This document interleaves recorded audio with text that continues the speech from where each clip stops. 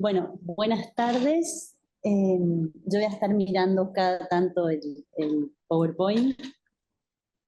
Bueno, primero agradecerle a Cleopatra Barrios por haberme invitado. Estoy muy contenta de estar acá. Es un espacio muy importante para sostenerse porque es una actualización de contenidos que no se dan en las cátedras, y la verdad es que es un trabajo interdisciplinario de muy alto nivel, digamos, ¿no? Por las y los invitados que tiene y porque aparte pone en vigencia la investigación que hacemos en el IGI y en el NEDIM. Yo hoy les traigo algo para poder pensar un poco eh, los vínculos entre los estudios de género, puntualmente retomando esta última parte de la parte teórica de Andrea que puso recién, que es la performatividad de los géneros, en vinculación con el arte contemporáneo y puntualmente con el arte contemporáneo en la calle, ¿no es cierto? Todo esto desde un punto de vista no tan eurocéntrico, sino un poco más pensándolo no solo desde Latinoamérica y Argentina, sino también desde lo que ha sucedido acá en la provincia del Chaco en algunos años anteriores. Entonces, bueno, la exposición se llama así: Artivismo, expresiones y discusiones urgentes. Ay, por favor, sí. Eh, la pregunta que guía esto es más que nada cuál es el vínculo entre el arte contemporáneo y la performatividad con las peleas y la lucha que tienen la población y también los colectivos LGTBQI y feministas con respecto a la adquisición de derechos y al control y ejecución de las políticas públicas que atañen a dichas poblaciones, ¿no? Pensaba un poco para encarar esta pregunta. Bueno, esa es una de las preguntas. ¿Cuáles son estos vínculos? ¿Cómo se dan acá?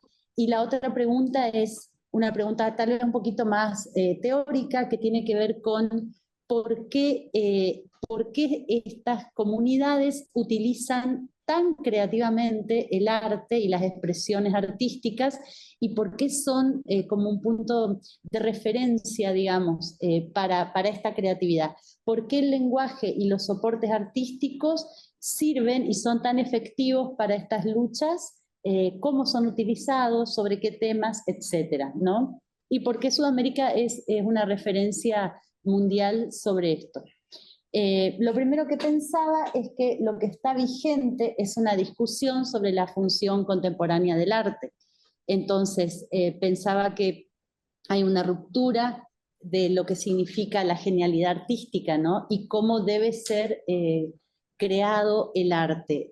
Si bien cuando estudiamos historia de la estética sabemos que la personalidad de Kant es quien ha estipulado lo que tiene que ser una obra creativa o una persona creativa, dándole ciertas características, como por ejemplo el arte siempre tiene que ser creado y agenciado a una sola persona, siempre tiene que tener valores de equilibrio, no debe ser político y o politizado, digamos, desde Kant para acá aparece como esa sistematización de esos valores estéticos, no debe estar al servicio de nada, ¿no es cierto? Bueno, eso después lo van a discutir, por supuesto, las vanguardias, eh, y cómo el arte contemporáneo, por supuesto, post-vanguardia, viene a romper todo eso, ¿no? Hace varias décadas los grupos disidentes organizados en colectivos artísticos vienen cuestionando la supremacía de este falso genio estipulado por Kant. Estos grupos cercanos a una construcción colectiva evidencian que el arte es una herramienta siempre política y siempre lo fue, ¿no? Donde los cuerpos en la calle dialogan, gritan y denuncian, y es allí donde ocurre la acción artística que va a dejar huella.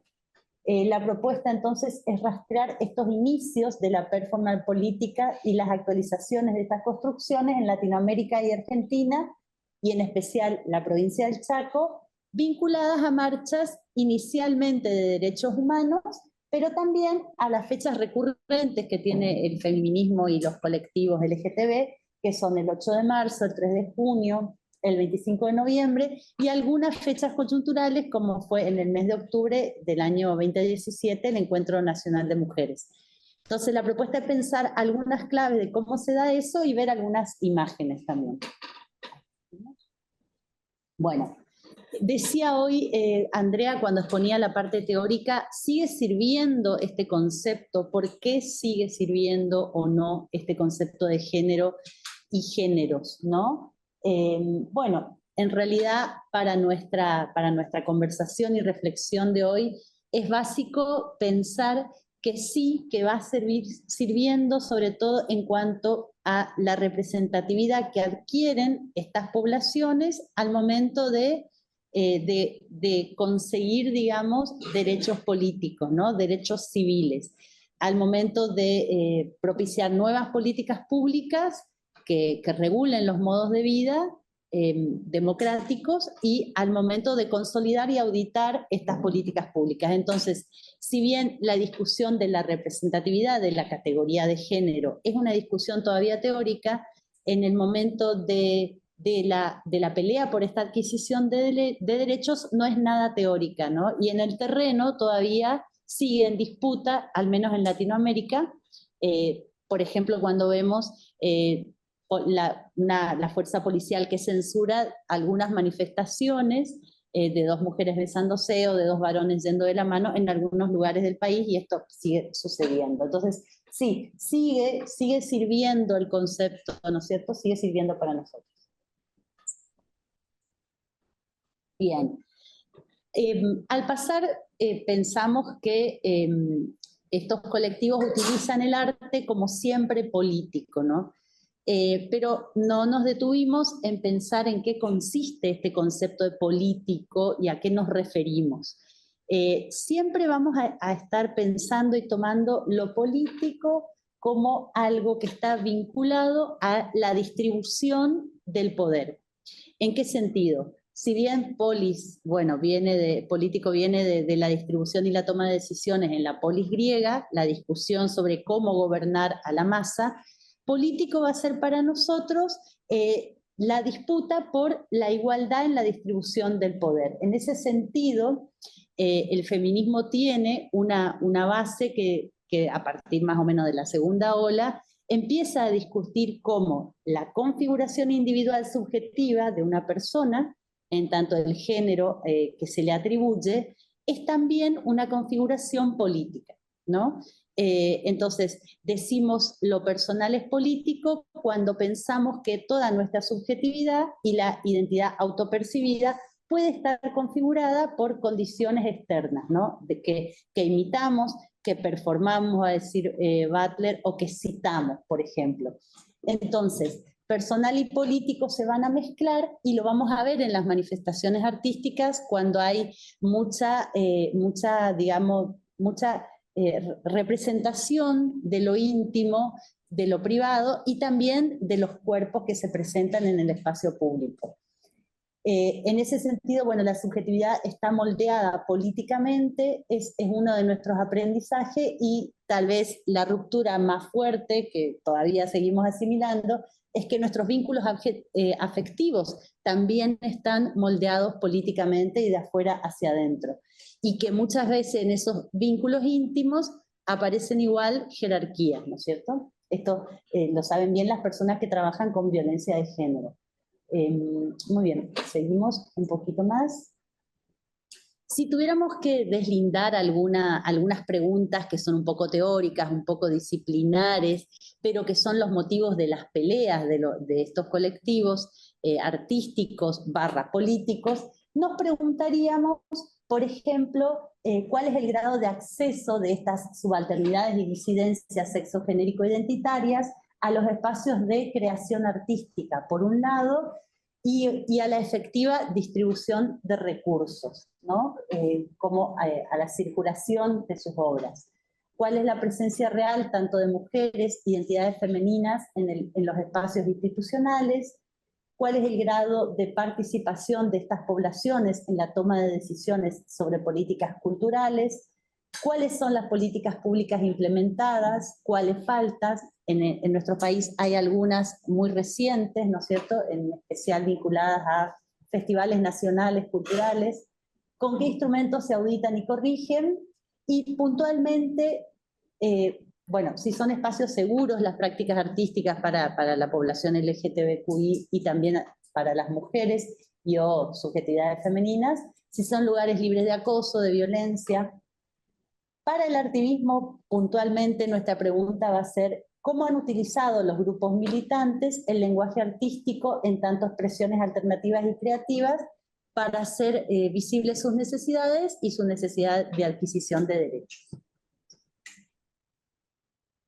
No podemos avanzar si no hablamos de la interseccionalidad, digamos, que aparece en nuestro concepto más contemporáneo de género. Vamos a la siguiente. Y que, digamos, es necesario todavía explicitar para no caer en el feminismo blanco académico acomodado de clase media, ¿no? Y nos vamos a referir a la interseccionalidad cuando hablemos de la multiplicación o la multiplicidad de desventajas que puede tener y que pueden recaer sobre una persona o sobre una población que la convierten en población subalternizada, ¿no? Es una categoría de análisis para referir los componentes que confluyen en un mismo caso, multiplicando desventajas y discriminaciones. El enfoque permite contemplar problemas desde una perspectiva integral, evitando simplificar las conclusiones y no simplificar el abordaje de esta realidad. Es decir, que la interseccionalidad va a tener en cuenta cómo actúan estas categorías en un caso o en una población. Pobreza, etnia indígena, discapacidad, edad, ¿no es cierto?, norma corporal, van a ser algunos de los nombres de estas interseccionalidades. Bien, además de la interseccionalidad, tenemos que pensar en los conceptos de colonialidad del poder y la propuesta de decolonialidad, digamos, que es vamos a tomarla de Segato y de Quijano. Es decir, la colonialidad del poder tiene que ver, dice Segato, con la incorporación de esta categoría falsa, dice la autora, de raza como forma de clasificación social jerárquica, ¿no? Entonces la interseccionalidad referida a la interacción entre dos o más formas de discriminación, por ejemplo, raza, clase social, es una categoría mental de dominación, pero que tiene una traducción real. Que aparece en la subjetividad de quienes tienen el poder y de quienes ejercen el poder. Algunos de sus ejes argumentales van a ser el reordenamiento de la historia, lo colonial, lo moderno como ejes del sistema mundo, el eurocentrismo, bueno, la raza y la heterogeneidad histórico y estructural.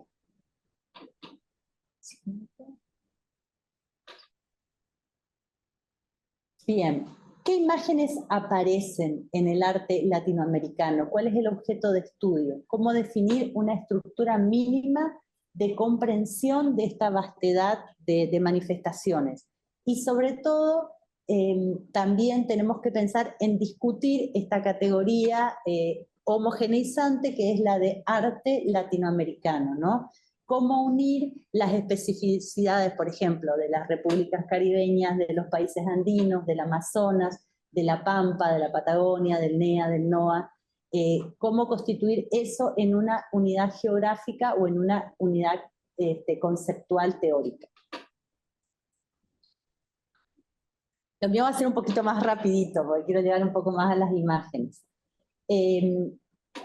Para no caer sobre todo en las nuevas colonizaciones, es decir, en ver a América como un todo homogéneo, repetir el discurso anacrónico y exotista, reproducir discursos de una forma más ayornada, repitiendo los viejos estereotipos, etc., y teniendo en cuenta que estamos en un esquema en crisis. Seguimos un poquito más. La propuesta de Pérez es de centrar este centro, no afirmar la periferia, sino rechazar el concepto mismo de centro y el poder que éste genera. Cuidar en no caer en la falacia postmodernista de incorporar las necesarias voces, producciones olvidadas y silenciadas por la modernidad, pero articuladas en un discurso referenciado a esa modernidad. Un poquito más, seguimos por favor. Y ahí vamos a hablar un poco de cómo aparecen estas performances agendándose y tomando el espacio público, por ejemplo, en la provincia del Chaco. Este concepto de artivismo, que va a ser la puesta al servicio de determinados soportes y lenguajes artísticos, al servicio de la conquista de políticas públicas, de políticas de reivindicación, la discusión en determinadas fechas. ¿Qué más? Vamos a definir artivismo como la utilización del lenguaje artístico, en especial performático, para interferir colectivamente en procesos políticos, haciendo visibles y explícitas opresiones e injusticias, en especial ocupando el espacio público, ¿no? Bien, entonces, las categorías que vamos a encontrar cada vez que aparecen estas manifestaciones son, bueno, en la ampliación de derechos, ¿en qué sentido? En tanto, evitar una despatologización, es decir, digamos, la consigna, el eslogan es: no estamos enfermos, esta opción sexual no es un estado transitorio. Evitar la desjudicializar, que la consigna podría ser: queremos expresarnos libremente en el espacio público. Eso fue lo que encontramos, digamos, cuando analizamos sobre todo las imágenes. Ese va a ser nuestro corpus, imágenes recopiladas en marchas. Desestigmatizar, por supuesto, es decir, evitar o hacer visibles prejuicios explícitos o implícitos que redundan, por ejemplo, en una división del trabajo social, individual o íntimo. Y descriminalizar, teniendo en cuenta que el no acceso a derechos de determinada población empuja a esta población a situaciones de criminalidad, ¿no? Es decir, empuja opciones fuera del sistema.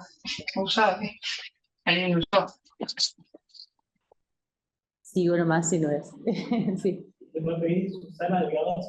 Susana, por favor, si podés apagar tu micrófono, si estás por ahí.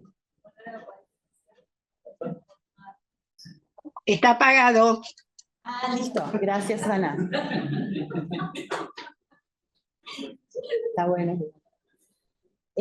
Bueno, entonces, el no acceso a derechos, por ejemplo, la población travesti trans, cuando no, el tiempo que no pudo, se dice, digamos, que la dictadura militar siguió mucho tiempo más hasta la aprobación de la ley de identidad, porque no podían acceder a la identidad autopercibida, y eso los dejaba fuera de las instituciones. Entonces, había una dificultad, por ejemplo, al trabajo registrado, al acceso a ese trabajo registrado, y empujarlas fuera del sistema, ¿no? Entonces había una reclusión hacia la ilegalidad. Estos son los temas que aparecen en la utilización artivista del arte. Otros temas, por ejemplo, bueno, la lucha contra las violencias, contra los femicidios, contra el acoso callejero, la expresión libre de las identidades, la adquisición de derechos y políticas públicas, matrimonio igualitario, cambio registral, la identidad, la pelea por la IVE, en Argentina puntualmente, la inclusión laboral travesti trans, la ley de reparación histórica, la marcha Ni Una Menos, el activismo gordo y la pelea contra la norma corporal. Seguimos un poquito más y ya vamos terminando, como para ver algunas expresiones de Argentina. Por ejemplo, puntualmente de activismo gordo en una marcha en Jujuy, también en una marcha del Encuentro Plurinacional de Mujeres, cómo aparece este agenciamiento del espacio público, mostrando el cuerpo, mostrando estos cuerpos y estas prácticas en el espacio público, y también, sobre todo, encontrando una hermandad en ese lugar, ¿no es cierto? Una hermandad en el sentido de la reivindicación comunitaria de algunos derechos. Y una de las últimas, la siguiente, vamos a ver algo de acá de la provincia. Acá tenemos integrantes de una agrupación que se llamaba la Marcha de las Putas. Digo, se llamaba porque tuvo una vigencia de 2 o 3 años acá en la provincia del Chaco. Esto está extraído sobre el trabajo que hizo Lisette Zárate, una tesista de la Facultad de Artes, Diseño y Ciencias de la Cultura.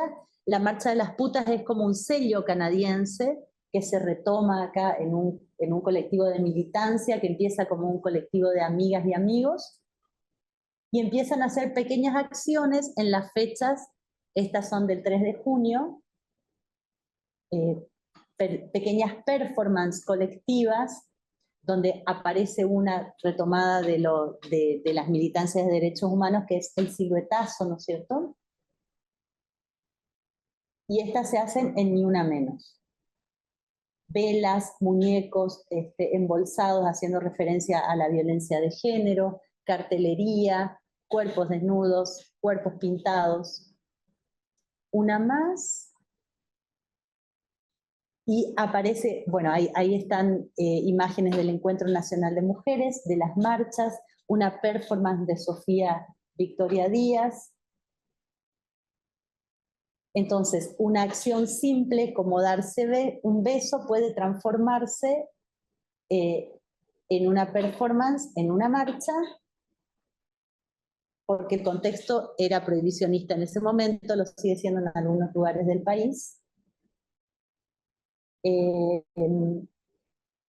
bueno, como para cerrar estas dos preguntas que nos habíamos hecho al principio, la respuesta sería, podríamos decir que la respuesta es la creatividad la necesidad de manifestaciones y de reivindicaciones que tienen algunas poblaciones oprimidas, las convierte en mucho más creativas a la hora de manifestar sus necesidades, justamente por no tener acceso a las fuerzas, al poder o a la discusión política en algunos casos. Entonces, eso obliga a que las armas de visibilidad, de reivindicación, sean mucho más creativas por pertenecer a colectivos subalternizados.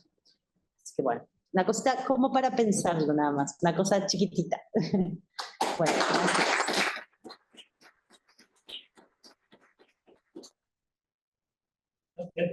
Preguntas. Chao.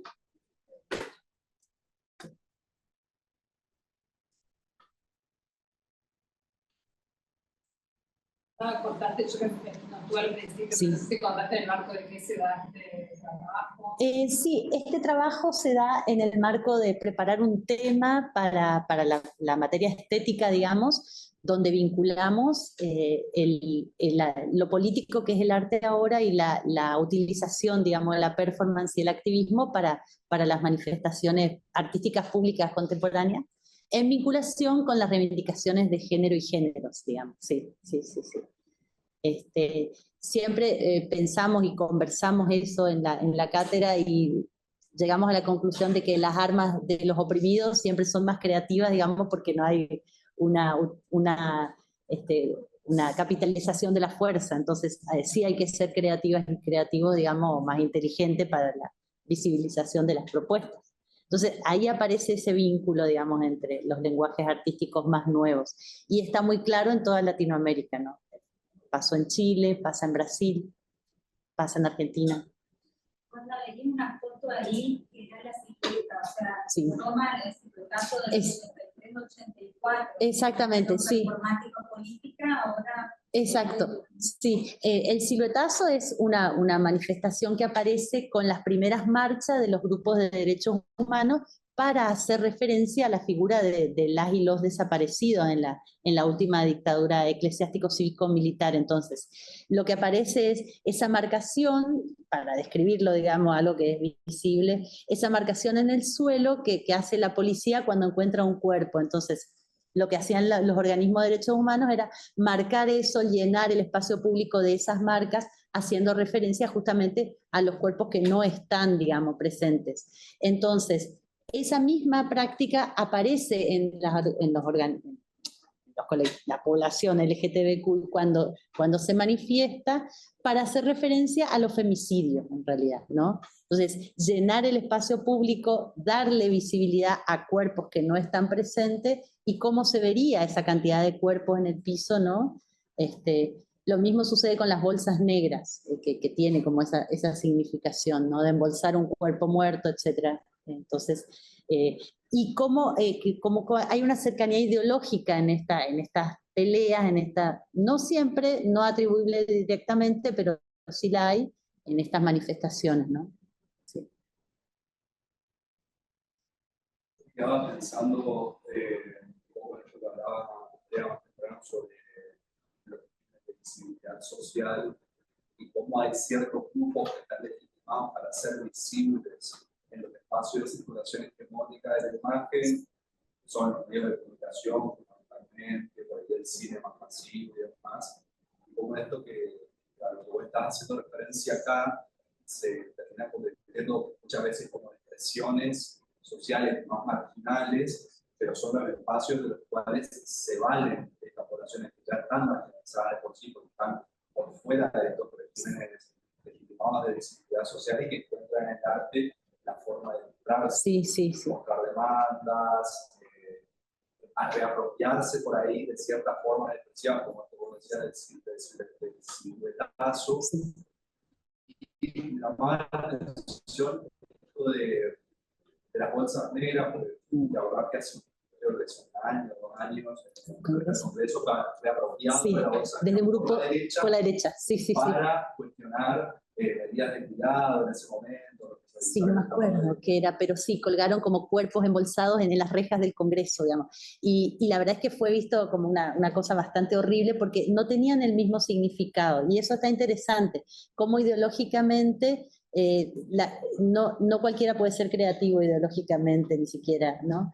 Pero hay una cosa más, que es, bueno, puede ser que este tema, digamos, para algunas poblaciones capitalinas, sea ya remanido, ¿no? Digamos que ya en algunas capitales de provincia de nuestro país, 2 mujeres puedan darse un beso, o 2 mujeres trans puedan andar de la mano en la calle o no de la mano, o visiblemente de día, pero eso no pasa en todas las regiones de nuestro país, y sigue, o si pasa, es sancionado por la policía, ¿no?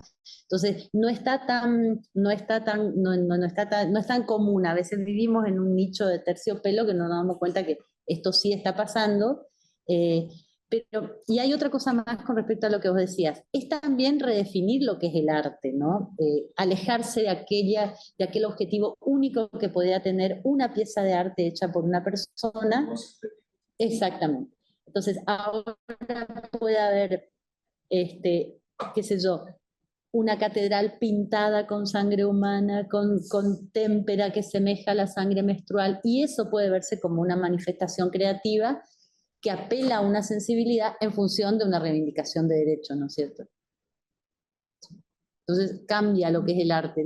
No le quiero pedir la pregunta, si puedes recapitular después la pregunta de ella, para así escuchar todos y contestarla. Bien, la de... ¿Cómo repetirla? Sí, ¿para la próxima o digo todo de vuelta?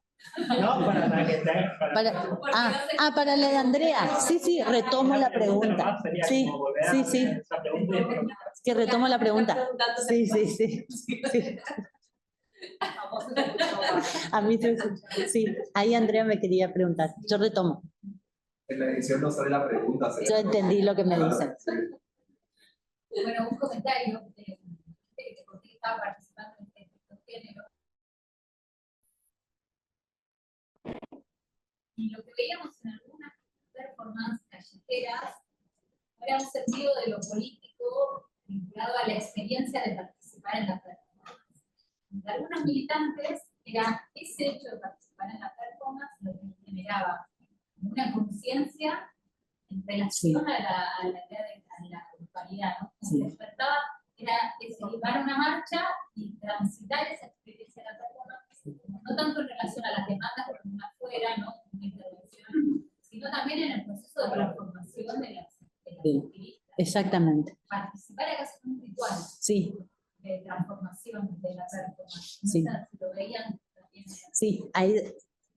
Largo nomás, sí. Bueno, Andrea me preguntaba, me decía que también en algunas manifestaciones aparece como la experiencia de hacer la performance misma como un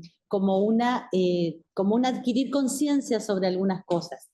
Sí, También aparece acá porque, por ejemplo, poner el cuerpo en algunos lugares de la ciudad, ponerlo individualmente, colectivamente, con un guión estructurado o semiestructurado, hace vivenciar, digamos, otras cosas, ¿no? Es decir, sensibiliza a quien está haciendo la performance y al grupo que está alrededor. Sobre todo porque la performance depende de cómo sea, pero si es una performance individual, por ejemplo, pone en riesgo el cuerpo a veces, ¿no? Nosotros ahí teníamos una obra de Sofía Victoria Díaz que pone individualmente el cuerpo en algunos lugares, no un 3 de junio, no un 25 de noviembre, sino un día cualquiera frente a la Casa de Gobierno de la provincia. Entonces, ella lo que hace es arriesgar su cuerpo, arriesgarse a las miradas y atravesar un proceso que ella considera que lo atravesó todo.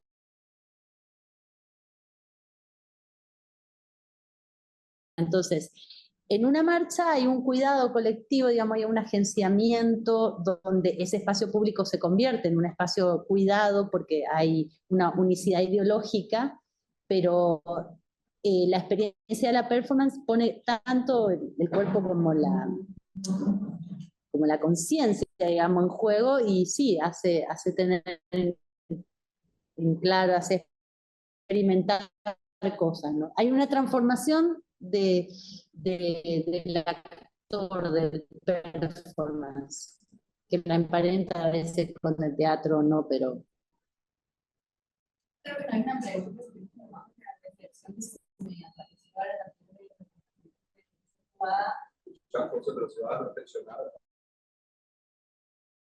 No, yo retomo lo que dice José, si querés. Cortito nomás, creo. No, pensaba, porque vos retomás mucho sobre imágenes de marchas, momentos. Antes, digo, cuando estaba todo muy establecido, la época del ejército de Pancha, como fueron después de ese año también.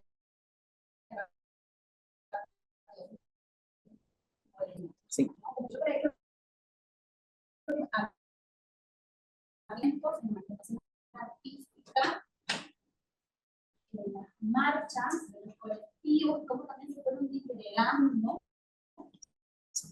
Y hablo de la ciudad, no hablo conozco mucho lo que sucede en otras localidades de Chaco, pero hablo mucho de la ciudad, acá y de Corrientes.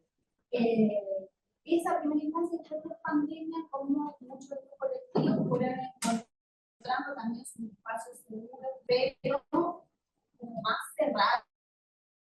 Sí, privados. Y no sí. tanta participación, no es algo que nos empiece a sí.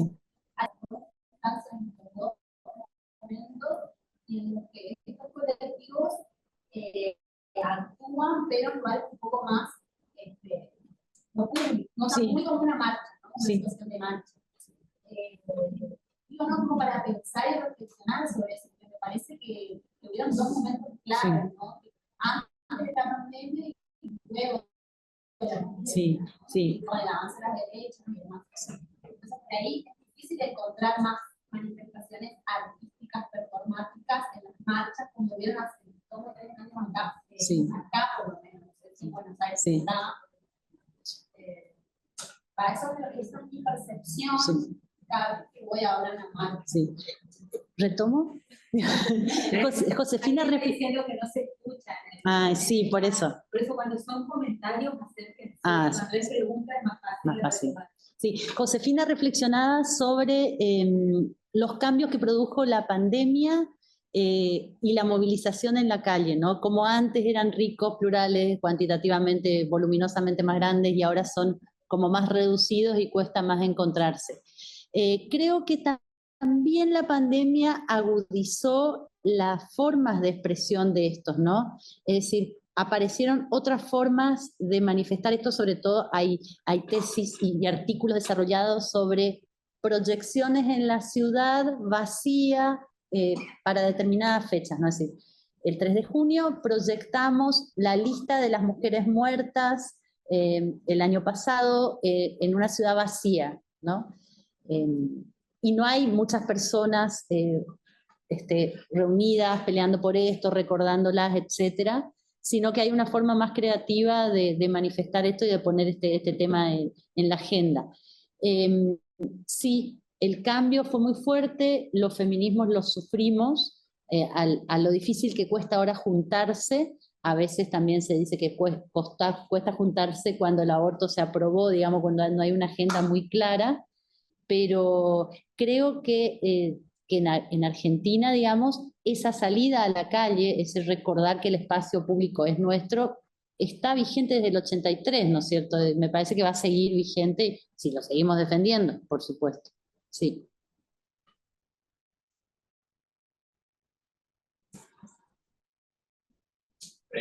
Un comentario, no sé si sí, es comentario acá. Hay que acodarse.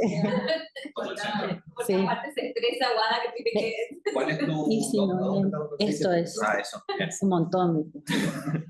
No, yo me quedaba pensando, vos mencionabas esta cuestión de, por ejemplo, las no estigmatizaciones, ¿no? El que no es una enfermedad, que no es un crimen, estas cuestiones, y pensaba en cómo esto aparece ya en la década del 70, en el manifiesto del Frente de Liberación Homosexual, con esta, como un poema casi que es, sí. No queremos que nos maten, no queremos que nos curen, queremos que nos deseen, claro. como una gran consigna de lo que fue esos primeros movimientos de reivindicación de derechos, que no eran reivindicación de derechos quizás, sino más bien una búsqueda en primer lugar de aceptación de que esto existe, digamos, claro. Que hay otras formas de placer.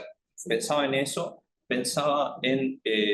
también vos fíjate cómo en esos primeros grupos ya aparecen las artes muy vinculadas. Por ejemplo, se llama la revista Somos, tiene un apartado de poesía al final, la tapa tiene como un dibujito muy lindo, y cómo el arte se vincula también, me parece, ¿no?, a estos espacios cuando no podés, cuando no hay un rostro, cuando no hay un cuerpo que pueda aparecer. Más en estos momentos de tanta persecución que estamos hablando de década del 70, es distinto, por ejemplo, ahora a una cuestión performativa en la que se pone el cuerpo, y poner el cuerpo que tiene un valor específico que vos estabas mencionando, y cómo el arte permite también movilizar cuestiones cuando hay un cuerpo ajeno, digamos, o cuando hay una ausencia, por ejemplo, en las siluetas. Sí. En eso pensaba, y en lo tercero, y con eso ya me calmo, que no me acuerdo, bueno, ahora se me acuerdo. Pero venía por ese lado. Sí. Bueno, siempre hay una frase en Game of Thrones que dice, sí, perdón, bueno, pero la van a entender. En Game of Thrones, el veneno es el arma de las mujeres, dice Cersei cuando envenena, todo bueno. Entonces, el lenguaje creativo es también el arma de quienes no tienen armas, ¿no? Entonces, hay que taparse, hay que esconderse cuando estamos enclosetadas o enclosetados, y hay que decirlo de otra manera si no morimos. En los 60 y 70 podíamos morir igual, capaz que también era juntarse, somos distintos, tenemos que adquirir alguna visibilidad. Hoy la discusión es otra, un poco lo decía Josefina también post pandemia, pero yo creo que ese poema que vos mencionás, que es lo que queremos es que nos deseen, digamos, al final, de Néstor Perlonger, está hablando de algo que todavía está en discusión hoy. O sea, él es un adelantado, ¿no? Primero él dice, bueno, no queremos que nos maten, no queremos que nos den remedio, queremos que nos deseen. Y me parece que eso es lo más adelantado. ¿Por qué? Porque lo que queremos es estar en el campo de los cuerpos deseados. Si nuestros cuerpos aparecen ahí todas las reivindicaciones, son gordos, son viejos, son flácidos, son completamente diferentes, pero seguimos peleando para ser cuerpos deseados. Es decir, no es que seguimos peleando, ya nos desean, lo que queremos es ser visible como deseados, ¿no? Es decir, ya nos desean, esos cuerpos ya son deseantes. Por eso una de las reivindicaciones que aparece acá, que es un taller que se incorpora en este Encuentro Nacional de Mujeres, es el taller de activismo gordo. Esos cuerpos ya están en la representación de los deseos, no están en las publicidades tal vez, ni en los tanques, ni en el mainstream, pero ya son cuerpos deseados. Entonces, esa lucha todavía sigue, digamos, estando, me parece, ¿no? Y el otro comentario que me acordé, que quería hablar también, es esto que mencionabas vos de estas bolsas que fueron retomadas por un discurso de derecha, y cómo no tienen el mismo valor, y cómo se inscriben en un recurso de violencia simbólica, ¿no es cierto? Y cómo quienes detentan el poder, digamos, quienes detentan la posición autoritaria o de influencia, no pueden recurrir a esas herramientas porque no es una herramienta, a ver cómo decirlo, no subvierten ningún poder. Claro. O sea, la herramienta artística, la herramienta performativa lo que hace es poner un discurso en contra de otro, apropiar la palabra, apropiar la mirada, como decía en la exposición anterior. ¿Y cómo no se puede hacer eso desde una posición de poder? ¿Por qué? Porque hacerlo desde una posición de poder no es una subversión, es una amenaza. En realidad esto te va a pasar cuando se hace eso el 3 de junio, lo que se dice es esto nos pasó, esto nos están haciendo. Pero si se lo hace desde otro lugar de poderes, esto te va a pasar. Entonces es completamente distinto, ¿no? Claro, claro, si escriben un recurso discursivo distinto, claro, y no tienen la misma función y por eso pero resulta anómalo o extraño. Claro, sí, u ofensivo, ¿no es cierto? Sí. De hecho, cuando pasó eso, había carteles que decían, esto te va a pasar, esto le va a pasar a, no sé si Cristina, a los Kirchner, esto les va a pasar. Y cuando aparece el siluetazo o las bolsas en la calle, esto nos pasó, esto nos están haciendo, ¿no? Sí, muy interesante. Sí. Una cosita que me quedé pensando con lo que planteaban antes de la cuestión de que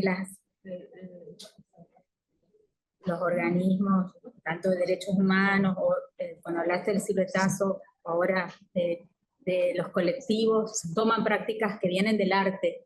En realidad nosotros tenemos que pensar que hay una doble acción en ese sentido. En los 60 son los artistas los que toman las prácticas que vienen de la política. Todo el conceptualismo ideológico argentino de los 60, todas las prácticas de acción que se realizan, la gente vinculada incluso al Instituto de Itela, y después en la ruptura con el de Itela, todas esas prácticas, los asaltos que hacían estos artistas, son prácticas que vienen de la política y que los artistas se van radicalizando cada vez más y toman esas prácticas de la política. Entonces es como que hay un ida y vuelta en esto de quiénes se apropian de qué, ¿no? O sea, incluso si nosotros, vos hablabas del siluetazo y los organismos de derechos humanos, en realidad hay artistas trabajando, los que inician el siluetazo son artistas, ¿no? En el contexto de todas las manifestaciones de derechos humanos. Entonces hay una dinámica ahí interesante de ver desde los dos lados. Obviamente no todos los artistas, estamos hablando de artistas que tienen un compromiso político y que también hay un proceso de radicalización de los 60 en adelante de determinados grupos artísticos. Y Mariana, te digo más, también a veces de la religión, en las últimas marchas de Cecilia, cuando fue el femicidio de Cecilia, aparecían velas velas puestas al lado de una escultura de una niña, digamos, que está en el medio de la ciudad, qué sé yo. Había como un pequeño santuario improvisado con velas alrededor de eso. No fue del todo improvisado, fue un artista que inicia eso, Leo Ramos lo inicia, él lo que hace es pega stickers en la escultura de Fontana, le pone luces, ¿no? Él inicia en esa y el mediodía de Nicolás Antonio de San Luis, que son las dos que están en el trayecto donde iban a pasar y son dos mujeres desnudas. Claro, ¿no? Claro, son dos mujeres desnudas. Entonces ahí hay también una acción de un artista. Sí, que siempre interviene en esculturas. Y la gente después comienza y las transforma en altares, como vos decís. Sí.